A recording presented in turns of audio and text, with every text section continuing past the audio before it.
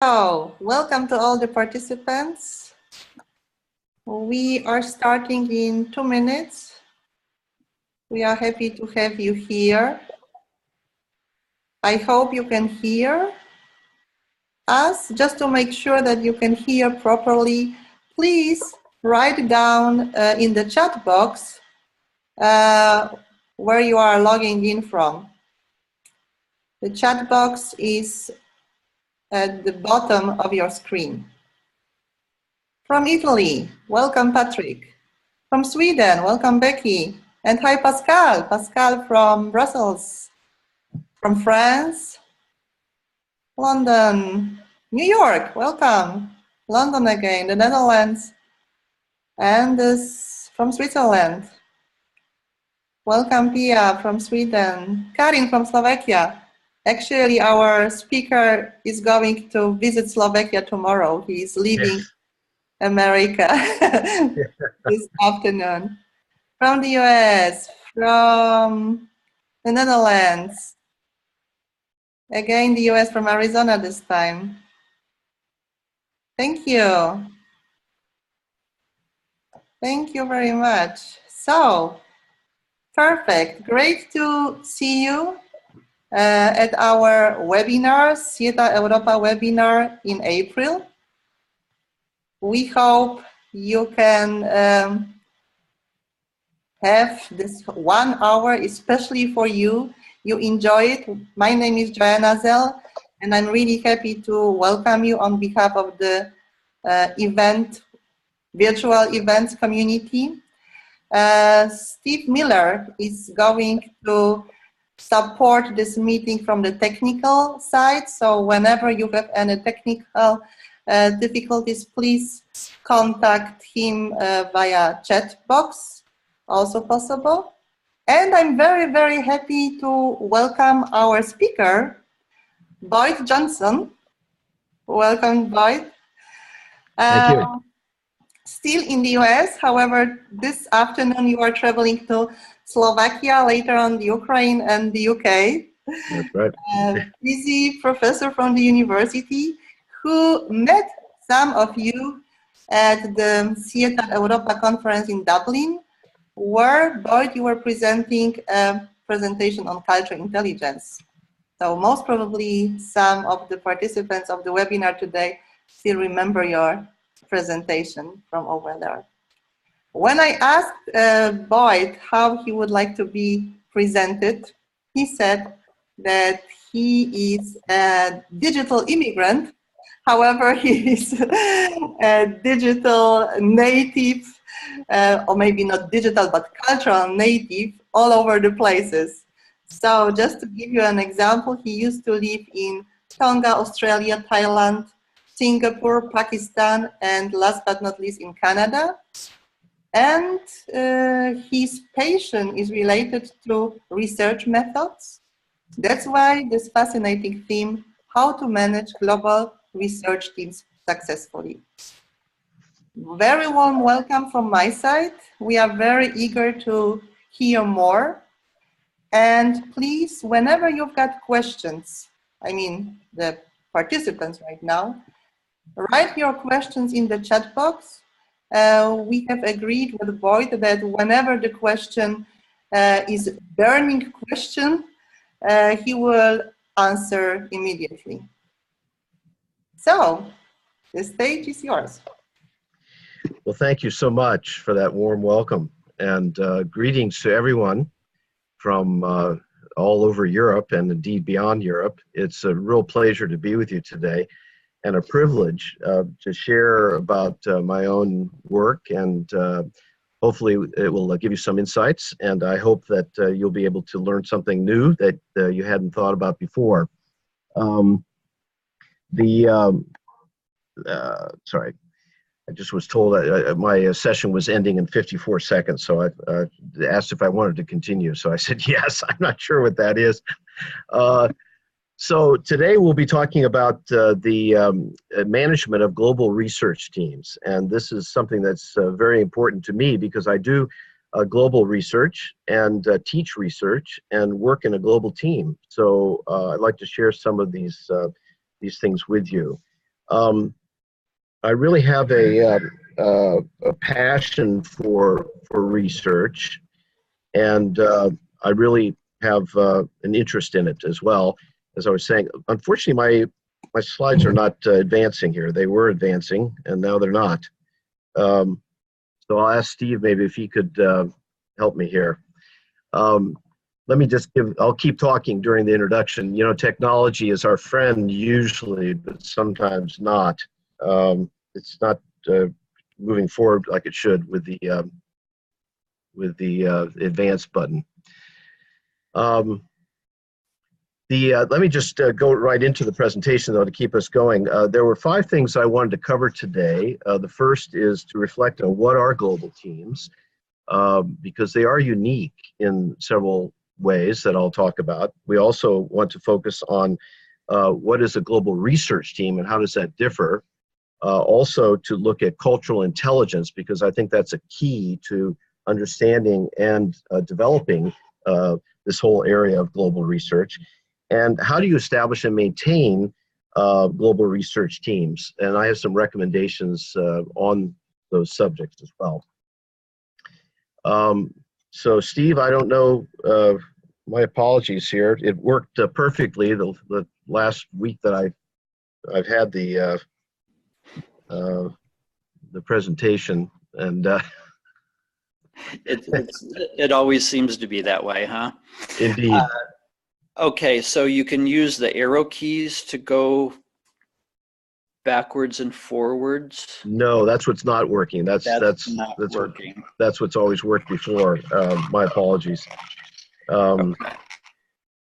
So give me a minute. If you can keep talking, I sure, will. I'll keep going.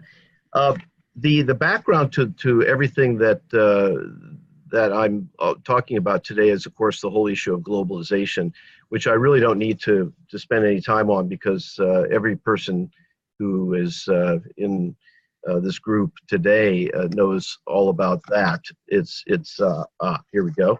Thank you so much. Do you have control of that, or let's see if it works for me to do it. Those are our areas that we're covering.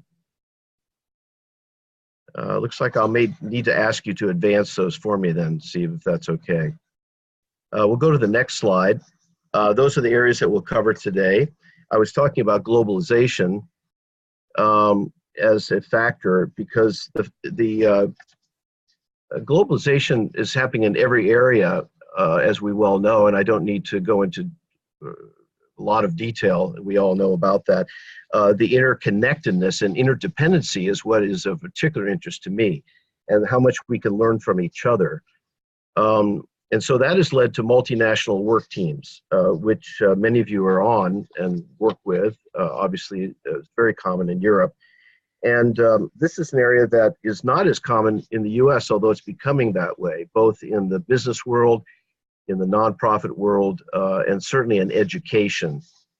Although I must confess that I'm disappointed in my own profession of higher education that the movement toward internationalization and globalization, particularly in research, has been lagging behind in many ways.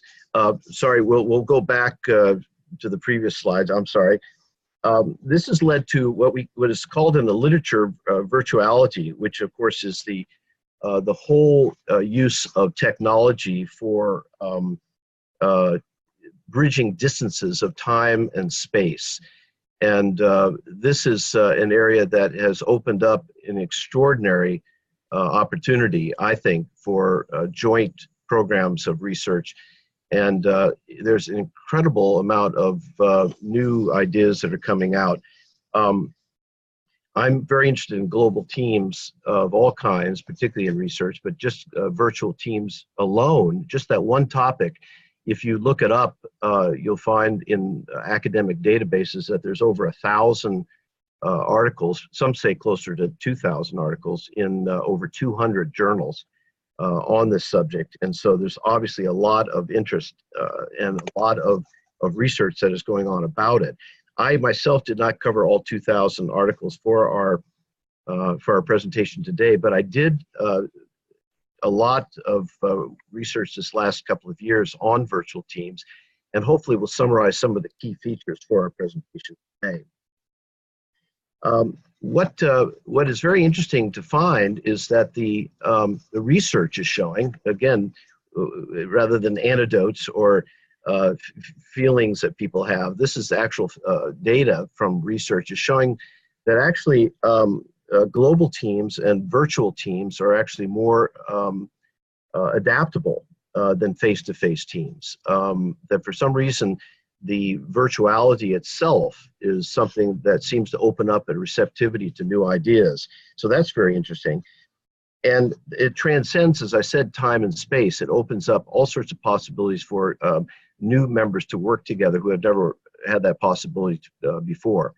I myself have worked in virtual teams and face-to-face teams, global teams in Asia, where I lived for many years, about 8 years, and also in the Western Hemisphere, and now including Europe as well. So this leads to the personal attributes, which we'll talk about a little more during the presentation of what we are looking for successful teams. And this is really the team approach that I'll talk about today. Thank you. Next slide. So clearly, I'm going to admit my bias right up front. We talk about bias in research, and I'm going to confess my bias. I believe there is value to global research team. This is something that I have seen firsthand, experienced, and so I have a definite prejudice in the direction that I think it's the most effective way to do research of any kind. Now, I myself am an anthropologist and a social scientist, so I am prone to think in those areas, but I think in all the sciences, all kinds of research of any kind benefit from having a global perspective and a global team.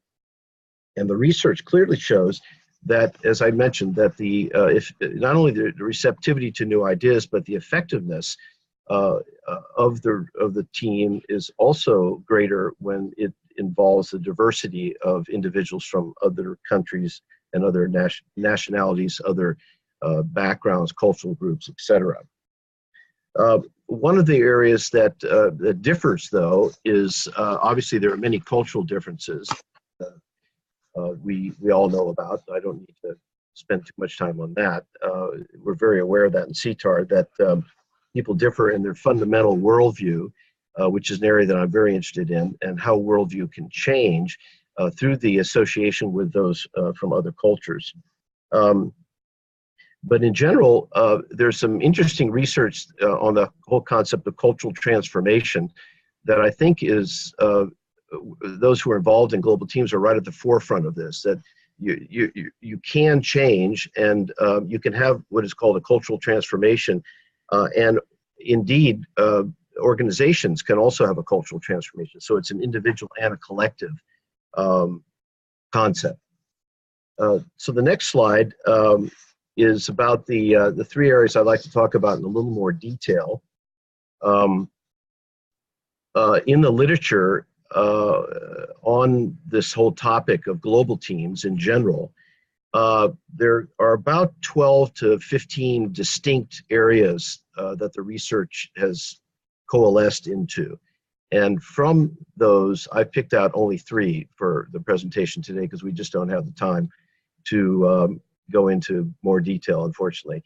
And that is diversity, the issue of collaboration, and the issue of leadership.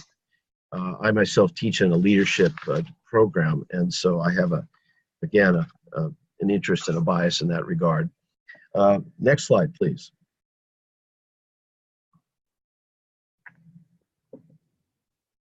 So let's talk about diversity. And Steve, you can hit the next advance as well, because there's a second part to this. Let's talk about what kind of diversity there can be as it relates to global teams. Clearly, there's a functional diversity. That is, that what people do, what they're trained in, and what profession they have, what background they have. So the literature calls that a functional diversity. But there's also, of course, as we all know, a demographic diversity. This would include differences in age, differences in education, of course, gender, and that is really of interest. I wish I had time to go into some of the findings that the research is showing, that certain variables of demographic differences are significant and some are not. And my own research has shown that as well, that where you would expect that there'd be big differences, my own research showed in my studies in Ukraine on leadership, I thought my hypothesis was that there would be very big differences between younger people and older people who had lived under the Soviet system, and there were no statistically significant differences between them. There's a lot of literature on differences in gender and education, and so we won't go into that, but these are just some of the areas where we can see diversity. Organizational diversity, people come from different backgrounds, and they have different organizational experiences where they have different ideas about hierarchy. When I was in Asia, for example, I found that the whole attitude of hierarchy was completely different, and navigating that was not easy for me. I wanted a much flatter, lower power distance, as Hofstede talks about, and that was not the Asian or Thai way. I lived in Thailand. But so the adaptation was on my part rather than the Thais having to adapt to me.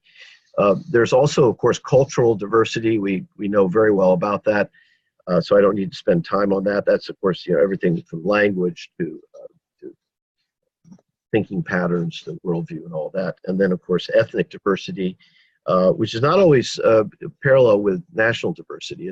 Obviously there are tremendous ethnic differences within countries.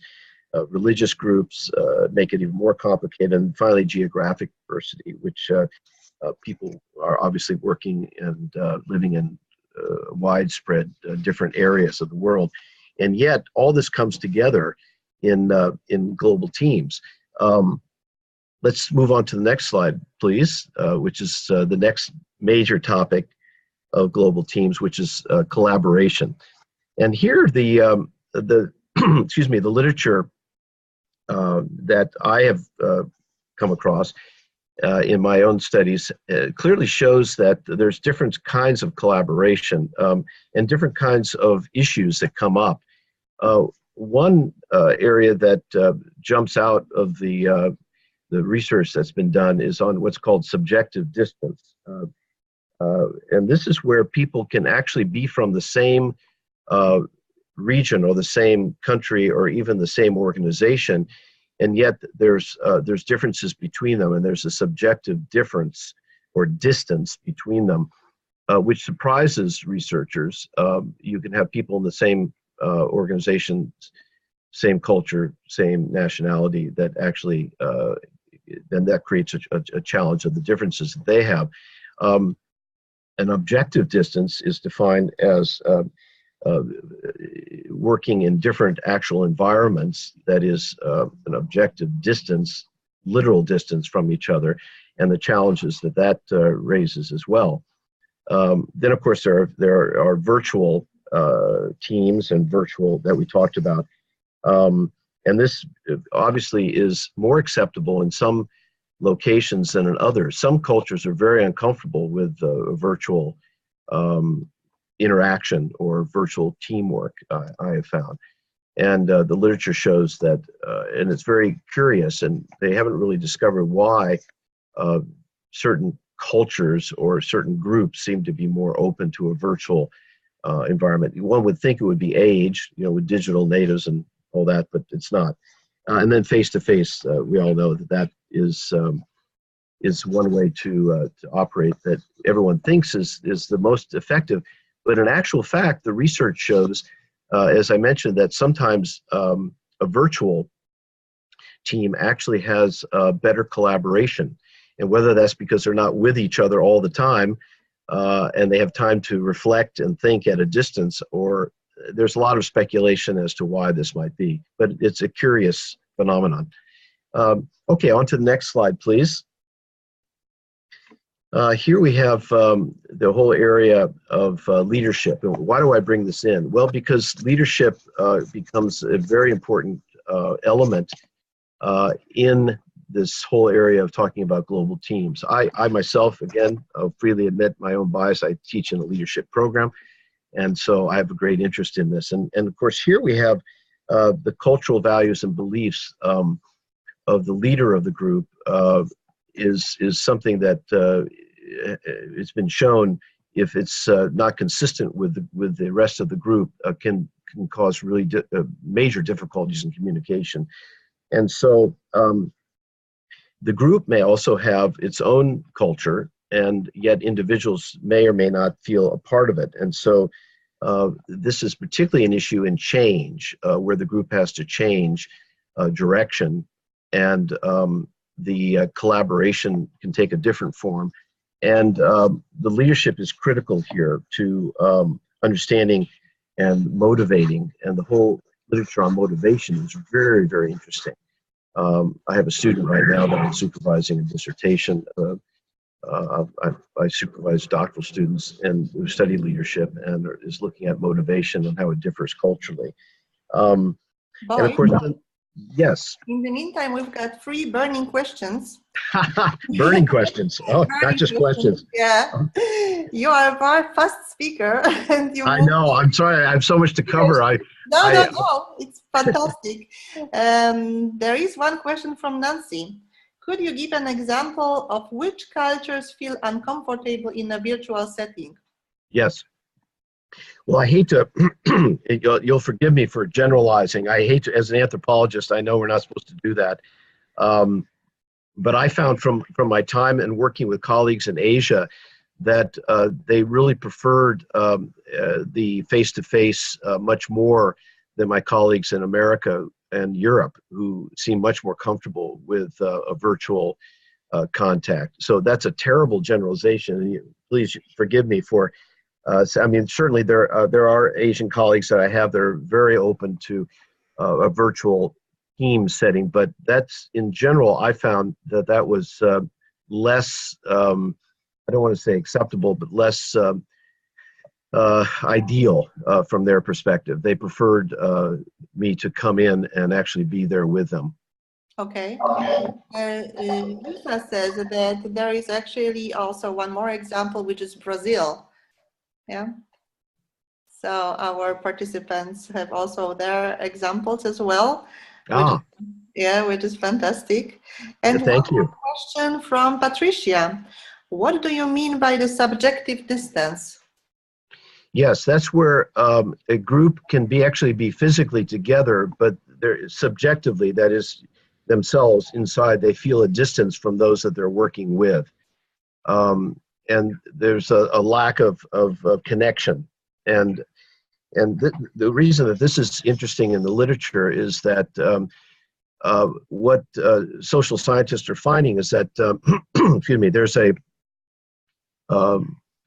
sense that because people are from the same culture or because they work side by side, that somehow that they don't feel a distance from each other, and that's not true. The literature shows that they can have as much difference between them as they do working with people from other cultures. I myself, if I may speak frankly, sometimes feel much more comfortable with my European colleagues than I do with, because of their openness to other cultures. They live closely and speak many languages and all that than I do with my American colleagues who are more unicultural.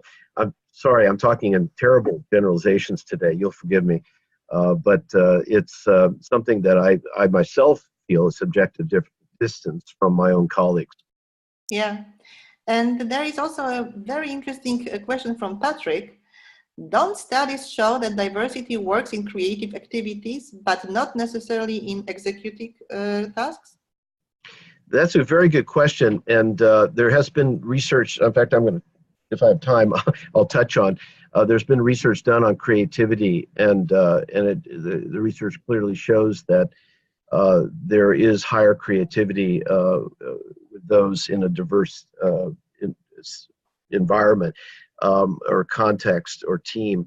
The issue, though, is that the reason I talked about different kinds of diversity is because people use that word in a general sense, and they need to define what they mean by it, because certain kinds of diversity lead to increased productivity, creativity, collaboration, and other kinds of diversity actually lead to the opposite. And so it's important to make that distinction when you talk about diversity. And I just outlined 6. There are many more areas of diversity that can be mentioned, as I'm sure you all know. Yeah, and there is actually one more question regarding leadership. So Yes. maybe we can ask you to answer this one, and then we can proceed with your presentation. Namely, Marian would like to know what is the ideal referential for the group when it's a global group? I mean, when it comes to leadership, or are we assuming we are all having a global culture? Yeah. Yes. You know, it's interesting to read some of the literature from like 10, 15 years ago, where it was assumed that a global culture would develop, and no such thing has happened. If anything, people have become more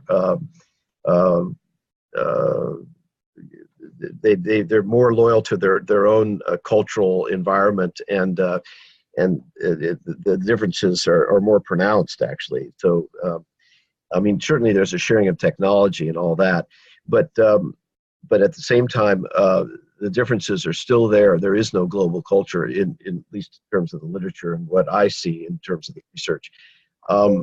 If the question that you're asking is whether what is the point of reference? In other words, in a global team, whose culture becomes the most dominant?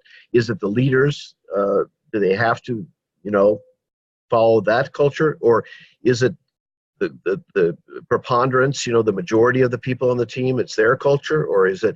And this is a huge issue that there's been no resolution on. I can just speak from my own experience. I tried very hard to incorporate. I worked on different teams from a variety of different cultures, and tried very hard to look for the best method of working together that, in a sense, was acceptable to everyone on the team, and didn't give predominance to one particularly my own culture. Now, of course, what you have to admit is, if you're working in English, as we did, then right there you're making a cultural decision, aren't you? And so that becomes, if all your meetings are in English and communication, then that automatically, in a sense, makes that like right now we're communicating in that language, and so it sort of becomes a little bit of a dominant paradigm. But I think that it can, my view is always to look for the best way to do something, regardless of where it comes from. And if the best way to be productive and effective and creative is to do it, in a particular way that another culture does it, then I think that's the way we go. And I've tried to develop that openness in the teams that I've worked with. So sorry for the short answer, but I'm watching our clock here, and I hope that helps. So we'll go on to if I may, go on to the next slide. We're going to talk now about cultural intelligence, and I don't know if any of you were at the presentation in Dublin, but we talked about the research that we've done on cultural intelligence. And so, Steve, if you could advance the slide, please, to our next area. We're going to look at leading global, GRT is global research teams, with cultural intelligence. And of course, cultural intelligence, just briefly, I don't have time to get into a whole presentation on it, but it's the ability or capacity to, or capability to relate and work effectively in culturally diverse situations. And it's more complicated than that, but that is the overall arching definition. Next slide, please. There are 4 components to cultural intelligence, all of which are very important to global teams. The first is motivational. How motivated are you to work with other cultures? Second is the cognitive. How much do you know about other cultures? Are you aware of cultural differences and different ways of doing things? The third area is behavioral. How do you act Are you consciously changing your behavior or adapting your behavior or aware of your behavior with other cultures, or do you just use your own culture as a standard? And finally, the metacognitive, which is the way that you pull all this together and have a plan for working with other cultures that you encounter. And so these are the dimensions of cultural intelligence, and each of these can be tested in an instrument that we've used to measure cultural intelligence in 4 countries in Eastern Europe. Next slide, please. It's called the CQS, the Cultural Intelligence Scale, and it's been used around the world, over 110 countries, I believe, and it's used in different countries in different ways, but it has been translated and used in a variety of settings on all the continents. The nationwide studies in Eastern and Central Europe are limited, and that's the reason that because of the previous work that I'd done in Ukraine with social scientists there, I was very interested in knowing more about cultural intelligence in Ukraine, and that's how the whole study began. Next slide, please. There were so it looks at those 4 areas, and we began in Ukraine, and then now the research has been done. Well, it's been completed in Ukraine, in Moldova, right next door, 2 former Soviet republics, and then in Slovenia, and now we're just finishing up the research in Serbia, 2 former Yugoslav republics, and so that are states, and that is fascinating results, which we got into a little bit in Dublin, and hopefully I'll share more at the next SIETAR meeting next year. We did a four-step, back to the map there. We did a 4-step process where we did a translation of the instrument and then a back translation, from the instrument in English to Serbian, for example, and then we had it back translated in English to make sure, and then we had linguists look at it, philologists, we had experts in the university and others look at then we did a focus group to see if people understood the questions. Then we did a pilot study with university students to see their understanding of the instrument and whether it measured, so it had validity. In other words, does it measure what we think it measures? And is it a reliable instrument? Is it consistent across the whole country? And then we did nationwide studies. And the results have been quite fascinating. I wish I had time to go into, but so we saw some major differences between the countries and some major similarities as well. So that's the concept of cultural intelligence, and we've tried to not only do, this is my example of a global team, global research team that I've worked on most recently, and we're still finishing up that work. We've been doing it now for 4.5 years, and what we're going to do is pull the results from the 4 countries together and do a mega analysis when we're finished later this year. Next slide, please. So that leads us to what are questions that people may have about, well, how do global research teams, their cultural intelligence fosters and enhances, their work. What we found is that that it reveals cross-cultural aptitudes and intercultural competencies, and so we ourselves have tested ourselves to see where we are and where our not so much weaknesses, because it's not better or worse, it's just different. And so you need to know your own score, as it were, to see the areas where you scored lower, not better or worse, but just lower, so that there is an understanding of what you bring to the team and where your weaknesses are, that the rest of the team and their strengths can balance out.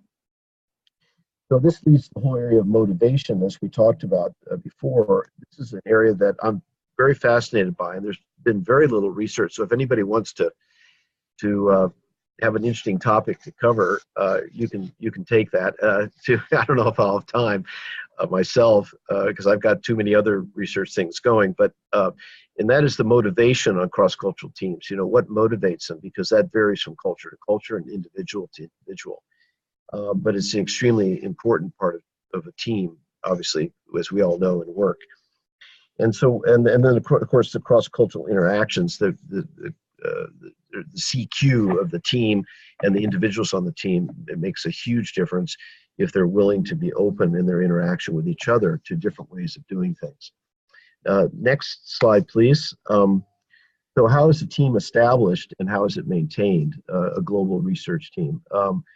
Well, you know, people ask me, well, how did you start? And I began, it's a long story, but I don't have time to tell, but it began with us wanting in our leadership doctoral program in organizational leadership to expose students who typically are Americans, although we have students now internationally, to other cultures. And we had very good contacts in Ukraine, and we began to take our students there for a sort of a crash immersion in another culture, and worked with colleagues at the institute there and the universities, and then gradually that developed friendships and relationships that led to us doing research together. And so it began very in a very interesting way that wasn't planned necessarily completely, but we began to see we had a common interest in looking at cultural intelligence, although it was defined differently, but that tool became something we could all agree upon. And so the personal attributes of the team members are very, very important. The research shows that there's two different kinds of personal attributes that are necessary. One, of course, is the flexibility and the openness to other cultures. That's more obvious. And then there's the structural area. How do you structure the team?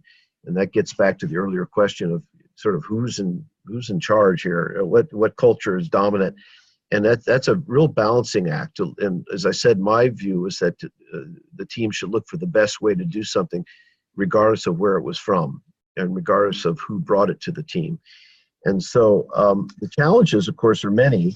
I think all of you are very aware of this, so I don't need to spend too much time, but understanding other people's cultures is very difficult, and how to work together. And the assumptions that we make, obviously, are different. And what are the communication patterns that need to be established? Not everyone, as we all know, communicates in the same way, with the same openness or the same directness or the same we had a big issue on our team about punctuality, deadlines, and that's an issue of time that is a huge cultural issue, and it's a big issue on global teams as well. So that's a challenge. What are some of the lessons learned? I always say that there's the 5 I's, and sorry, this is not on a slide. I should have put it on, but the first is to establish an identity of the team. In other words, what's a clear sense of you know, the goals that you have, and why are you together? And it's very important to have this. The second is to have inclusion, begins with an I. And that is to make sure that everybody is included. Everybody on the team has a say, and everyone has a sense of participation. The third I is interaction. You've got to have regular interaction, and you do it in different ways. On the global team that I worked on, we had the weekly email contact, texting, and all that, and then usually at least monthly we had Zoom meetings, and then at least every other month to every third month we had face-to-face meetings in Europe, where people would come together from around Europe and myself from the United States to actually physically meet. And each has its different advantages, and different kinds of work can be done at each stage. And we became very aware. We would say, well, let's save that for the face-to-face, because that particular kind of issue can only best be resolved face-to-face. Others can be resolved in Zoom, and others can be resolved in emails. And it's important to decide which ones are which. Then there's the integration, that we're all working for the same goal, and to have an integration is not easy, but it can be done. And this finally, the final I for the lesson learned is innovation. is that the innovation can develop from all the things that we had before, from the identity of the group, the inclusion, the interaction, and the integration. So the great thing about working in an international team is, I always say, is the number of surprises you have. You come with new things that come up a lot that are really quite interesting. Next slide, thank you. So what are some of the recommendations? I'm very aware of the time, so I'm going to go through these very quickly. I could do a whole presentation just on this, but my feeling is that we can divide the recommendations into 6 areas. We'll do 3 here and 3 more on the next slide. The cultural patterns need to be really openly discussed, and then, as I said, the best method for the interaction and the patterns that you set up to work together need to be jointly agreed upon. And the differences need to be highlighted, and they need to be, you know, not all cultures are happy with directness, but some are, and we found that it was just better to get things out on the table, as we say, to use that strange idiom from the United States. Get it onto the table, whatever that means. So the issues that we needed to understand is that culture itself is not deterministic. It was quite encouraging to find that there could be cultural change, cultural openness, and cultural transformation, as I mentioned earlier. The relationships are key. Obviously, the research shows that people obviously are drawn to others who are like themselves and have an instinctive, maybe that's the wrong word, but a deep aversion to the other. We all know, and therefore they're more comfortable with similarities of any kind, and that has to be overcome. And the research has shown that that people, if it's not worked on, people will keep drifting back to wanting to have work just with those who are similar to them, and so it's something you have to be conscious of and work on regularly. And of course, a receptivity to others' views, which is, I think, demonstrated by the leadership. If the leadership is not receptive to other views, then generally the team is not either. So the next slide will be our final slide. I was aiming for 20 minutes to the hour. The problem solving is a real challenge because obviously that's done in different cultures in different ways. And the research shows that this is probably the most important or most critical or most difficult area of global teams. To reach problem solving is a real challenge, and but you know, divergent thinking can be if you take it as a positive, can be actually something that is actually good if you can use it as a strength.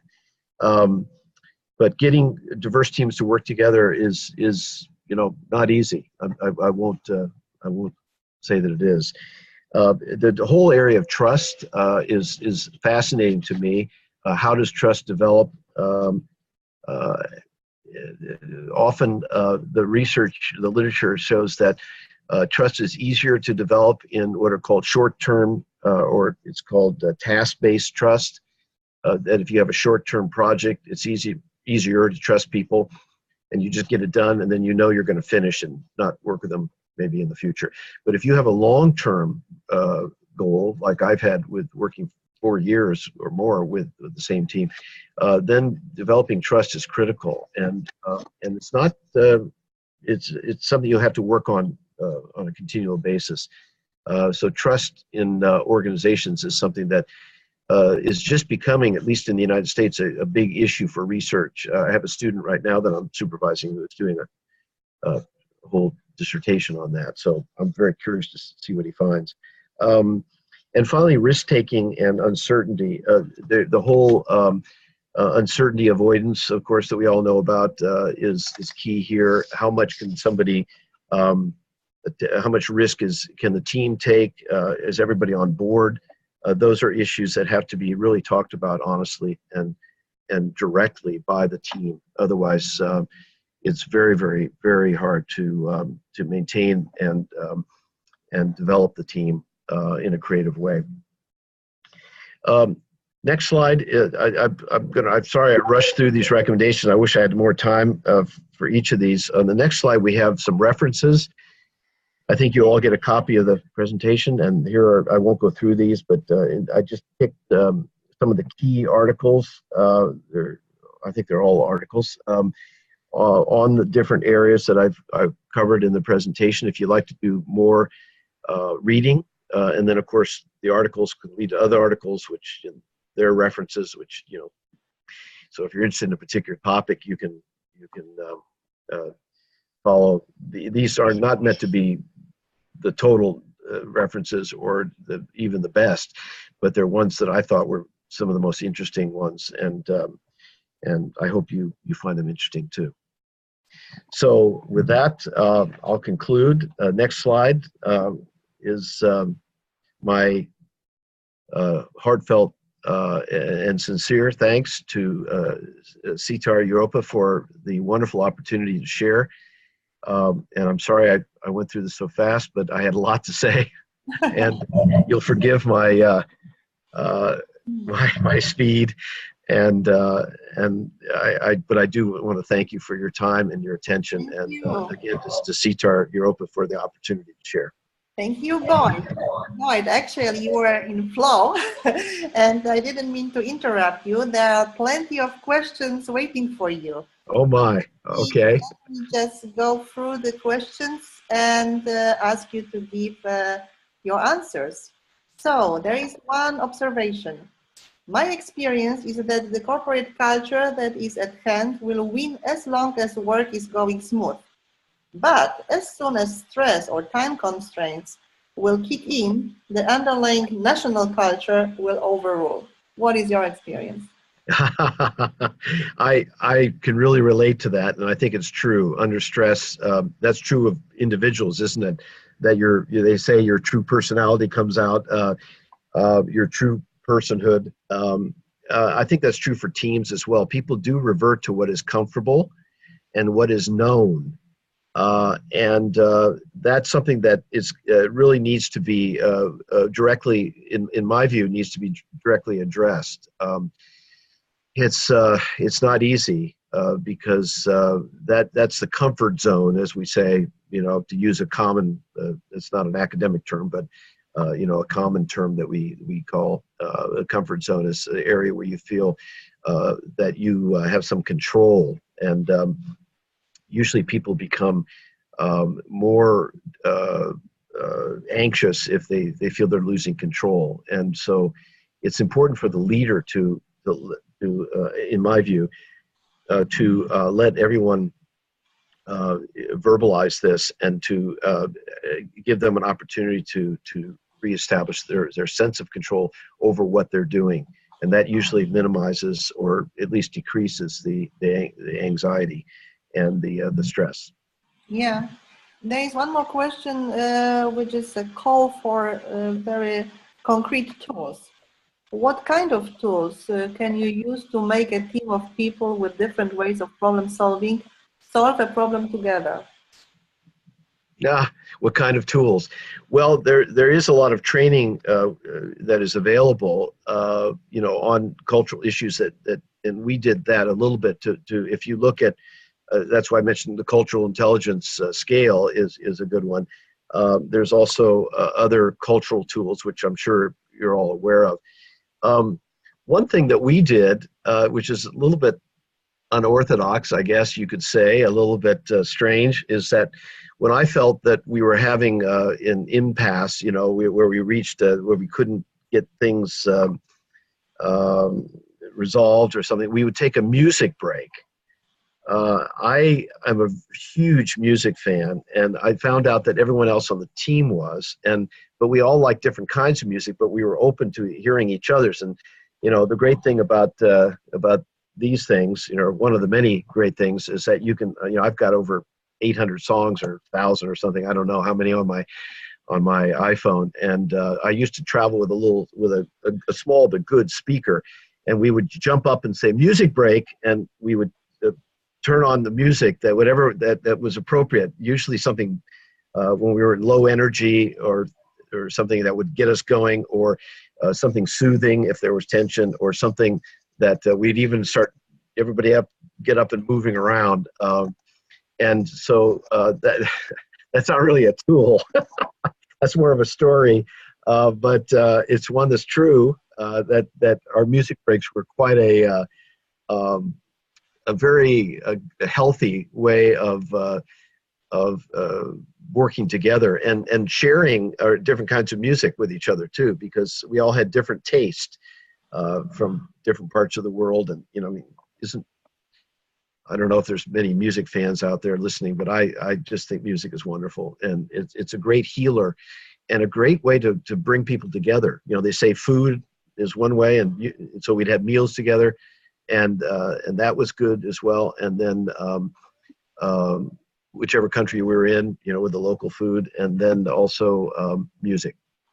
It's fantastic. It's fantastic. It has been proven also in the newest neuroscience research that the creative approach can be a great problem-solving tool, so that people use different structures in their brains.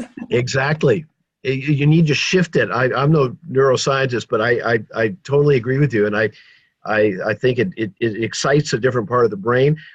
And it can get you out of a rut as well. When I found that we were getting into groupthink, what that is, where everybody is starting to just say the same thing over and over, you need to break that up and get some, look at it from a different perspective, or try to bring out somebody's ideas that maybe they're not even aware that they have, through creative ways of sharing. That's very important, to bring out people's ideas, because there's strength in the group that you don't have as an individual. I've never liked doing research by myself. Just for the emic and the etic, understanding the emic is the insider view and the outsider. So I've always worked like with this cultural intelligence on teams that come from the culture itself. So those are the locals, that's the emic view. And then there's the European view. And then there's even further, another circle, which is the international, outsider view to Europe, myself, and other researchers from US and Canada and places like that, or Asia. And it's very important, I think, to have all of those represented on a global team. Apropos Asia and US, there is a fantastic question from Marianne. How do you deal with the Asian positivity attitude versus the Western constant pointing out the issues or satisfying self-pity? Well, I'm not quite sure of Asian positivity. Is that everyone seems on the surface to be agreeing with each other? I hope that's what the question was asking. A Western, sorry for the generalization, but or the stereotype. Sorry, I'm guilty of it too. Although I try not to be, as a good SIETAR member. To engage in stereotypes. But yeah, there is in Asia a reluctance sometimes to confront issues directly. And so you usually have to go about it indirectly and meet with people individually, and again, find a cultural way. I had to learn the Thai way when I was living in Thailand to understand how they reveal their different views or contrary opinions or a disagreement with what the group is doing. That was very hard for me as an outsider to understand. The thing that saved me is I had a cultural guide. I had a person that worked with me who was extremely not only fluent literally in English and Thai, but she helped me with that, but also was very culturally fluent, and she could see where I was coming from and where the Thais, and she helped to bridge that. So you need a cultural guide, I think, in the culture that you're working in. So that I'm sorry, well, we could spend an hour on that, couldn't we? Sorry that I'll try to keep moving there, but I hope that helps. There is also one question from a PhD candidate. Oh, sorry, not a PhD, dissertation. Elena asks you that you mentioned worldview several times. It's the focus of her dissertation. Have you included worldview in your research with cultural intelligence? Can you speak to the potential of the concept? Yes, it's something that is sort of an underlying area in all the research in cultural intelligence, because cultural intelligence is sort of is one way of summarizing it. Worldview is bigger than just cultural intelligence, but absolutely, I have a fascination with worldview and believe that it's again, not deterministic, but it shapes us in ways that we don't even understand, because most of it's unconscious or subconscious, or, you know, the iceberg under the water, you know, that whole analogy. And to uncover it and to discover it in ourselves is a real challenge. And the CQS is one way to reveal a part of that. But of course, the worldview that we have is much bigger than just culture. That's one part of our worldview, but you know, it encompasses so many other things that are really significant. So I think that's a key that unlocks, I think, a lot of culture is worldview. Yeah. So I usually mention it in my presentations, but it's not explicitly mentioned in the research and articles on cultural intelligence per se, but it's sort of a sub-theme that's always there. At least maybe I'm reading into it, but that's my view. So there is actually one more question, the very last one, from Patrick. Patrick emphasizes your experience in the Ukraine. And the question is, did you commit to one of the sides in the Ukrainian conflict? And in general, what does one do in a country in conflict? Sidestep issues or resolutely take one of the sides? Yes, that's a very good. Just a short context. Patrick's question beforehand was whether you were also during the Maidan uprising over there. So this is, you know. Oh my! Well, that's a huge issue. Yeah. I should say that our research was done prior to the troubles, let's call it, you know, that Ukraine is going through, is prior to the Crimea situation. So we did our research with 1,800 representatives from around the entire country, which included the East, because at that time it was peaceful. In Donetsk and, you know, the whole eastern part of the country was at peace. Also, Ukraine had Crimea was part of Ukraine at that time, and so we were able to freely. In fact, one of our team members lived in Crimea, and so we were able to freely travel to the north, south, east, and west. The research was actually done by the Institute of Social Science there at the National Academy of Sciences in Kiev. They actually did the data collection as part of their countrywide social research that they do, or did, almost every year or every other year. And so they added our survey onto that, which they did, like I said, which is a statistically significant and representative sample of the entire country. 1,800 doesn't sound like much, but it really was, because it covered from north to south, east to west, and we saw big differences between on the cultural intelligence in the south and the north and the east and the west, and that you predated, though, the issues that obviously Maidan and also the whole conflict that's going on now. Yeah. So we were fortunate in that regard, and you know, you couldn't do that research now.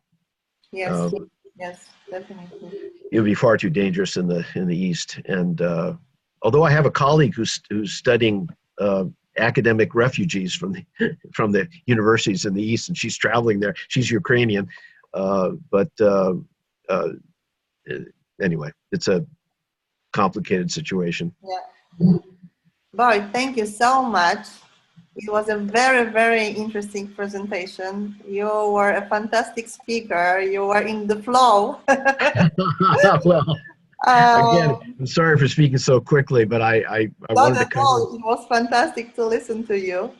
I would like to give you also the compliments from the participants. Many people write down right now thank you words in the chat box and greet you from all over the world.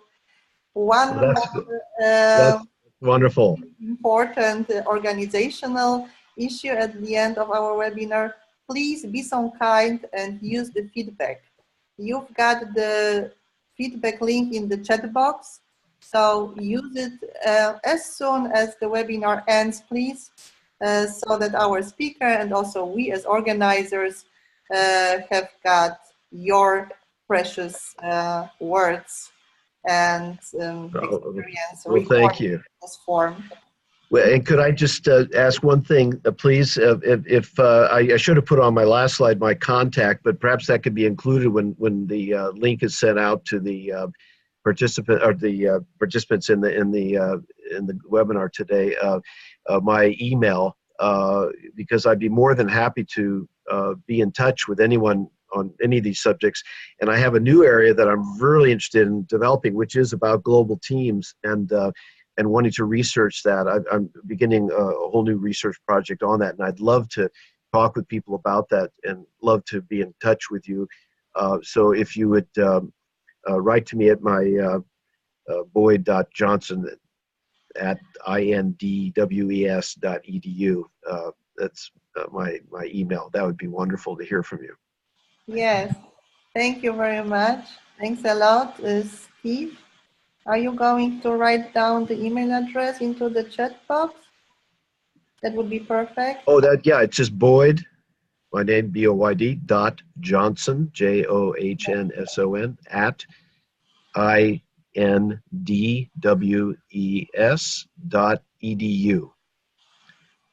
So that's my my email, and I'd be very happy to hear from anyone.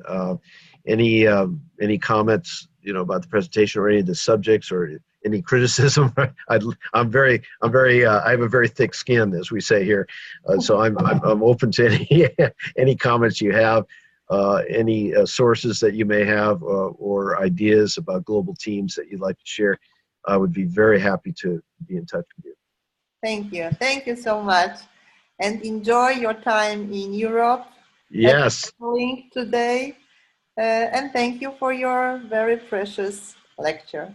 Okay, thank you. Thank you to all the participants. Oh yeah, there is the email address once again, boyd.johnson at West. That's it. There it is. That's it. Perfect. Thank you very much. Have a lovely afternoon in Europe, a lovely day in the US, and whatever time you are in the time zone right now, enjoy the rest of the day. Okay. Thank you. Okay. Thank you. Thank you. Bye.